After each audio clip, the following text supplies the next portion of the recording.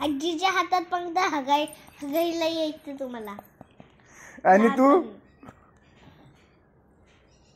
मग तुमचं डोकं खायला यायचं बरोबर. तुला कसं काय माहिती? माहिती मला. कसं काय माहिती सांग मला पहिले.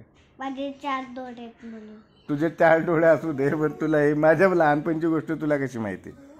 माहिती मला. नाही सांग पटकन. माहिती आहे मला. माहितीवाली.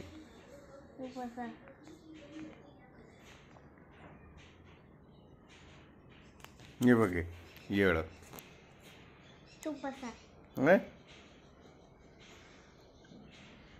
पप्पा कसं कुठं जाऊन बसते? करायचे मी काय करायचो?